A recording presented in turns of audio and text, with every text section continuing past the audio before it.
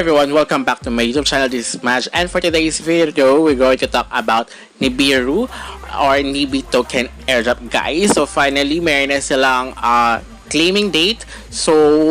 But meron pa rin silang last tasks na kailangan yung gawin. It's very, very important dahil pag hindi nyo siya ginawa, magiging useless din yung inyong paggagawa ng tasks in this past few weeks. Okay guys, kaya huwag kayong mag-skip guys. Stay tuned until the end of this video dahil pag hindi nyo ito ginawa guys, for sure, hindi kayo maging eligible at sinabi nila yan guys. So ito ay sa kanilang Discord and Discord roles guys. So dalawa yan guys, medyo crucial nga siya kapag hindi nyo siya ginawa ng maayos at baka hindi kayo magkaroon. Kaya before natin yung gawin, before we jump into it, make sure you like this video, subscribe to my channel if you have not already, and ring that notification bell so you always be updated to my upcoming videos and off the clock episodes. So kailangan i-link yung inyong Discord. So now, meron na siyang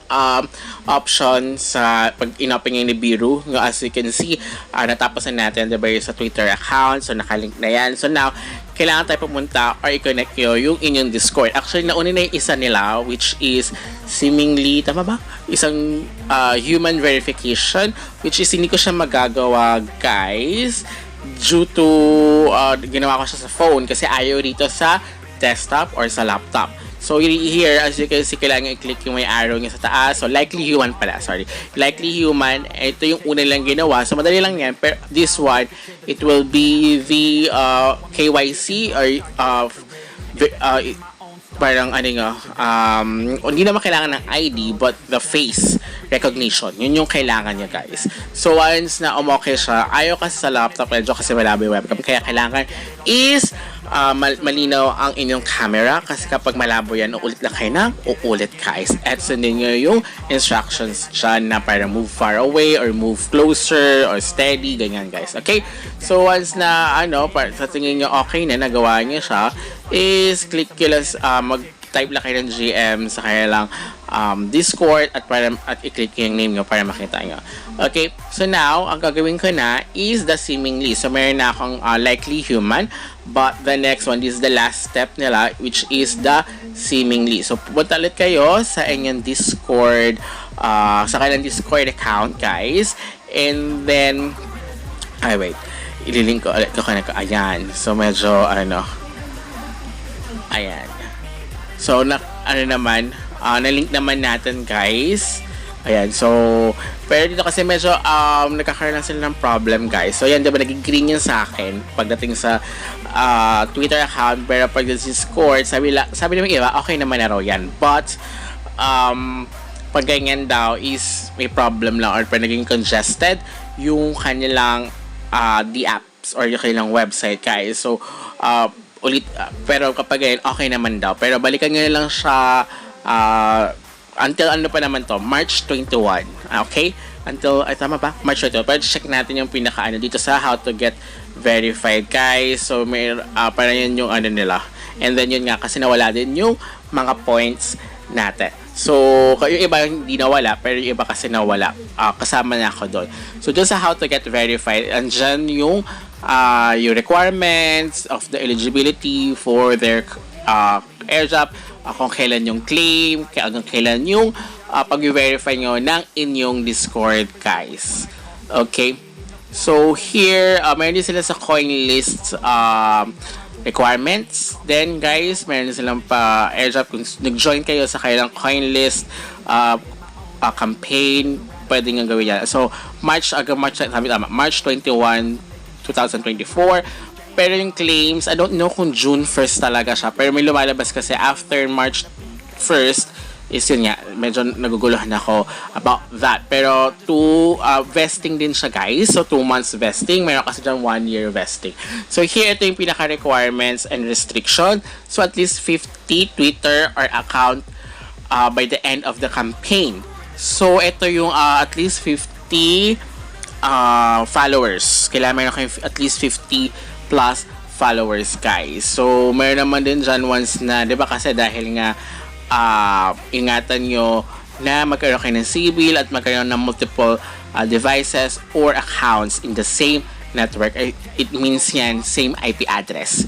Okay, and then kapag kaya naban nga daw, ito nga yung inyong Twitter account before, so you can link your new Twitter handle to the same Nibi wallet. So I hope na nakasync na yun sa Nibi wallet, diba?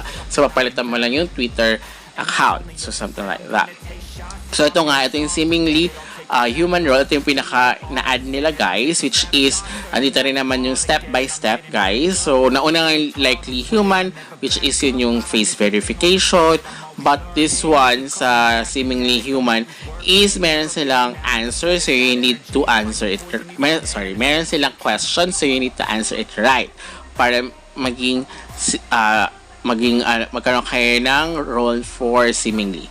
Okay, so dito naman din nakalagay ayan nga, answer the question to obtain the role. So ayan, so claiming process, claim will become available after March 21st, after nga sa March 21st, March 12 kasi is the launch of the token, the Nibi token sa mga other exchange list like sa Bybit, nakita ko. Yeah.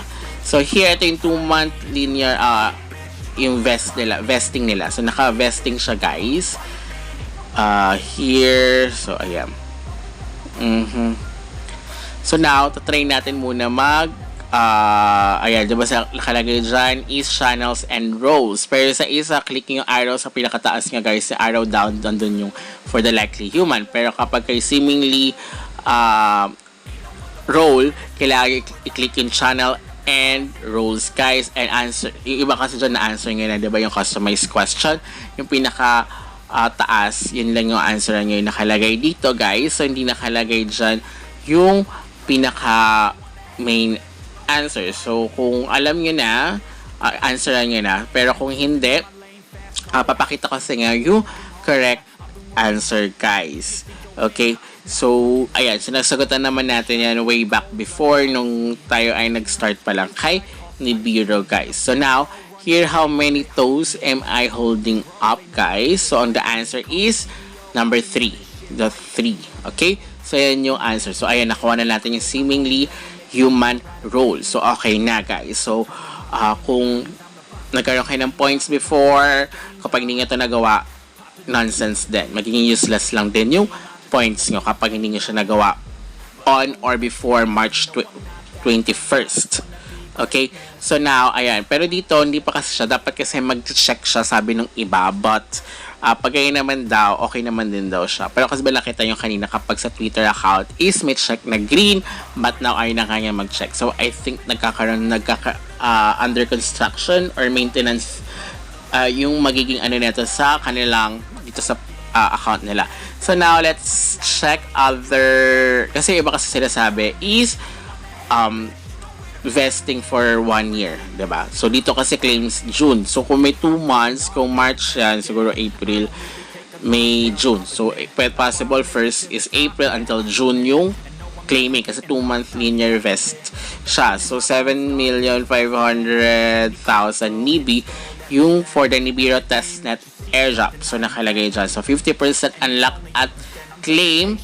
March na nakalagay nga dyan. And then, may 2-month linear vest. So, I think, pwede rin, March, after March 21st, April, May, so 2 months, so June na yung susunod. So, parang pagka 3rd month. So, parang ganun, yung linear na pagkakaintindi ko. Kasi, diba, ang claim niya is June 1st nakalagay. So, medyo nga tricky yung kanilang lagay nila dito. But, kung isipin mo, parang ganun nga yung pinakamalapit na explanation na after March 21st, so may 50% lang yung ma-unlock and then the other 50% after 2-month linear. So, possible is, like, diba, March 21st. So, April, May, so 2 months. So, after 2 months, parang gano'n. So, and the ika-3rd month nun, yun nga, June. So, something like that. So, ito yung sinasabi nila, may lumalabas nila 12-month linear.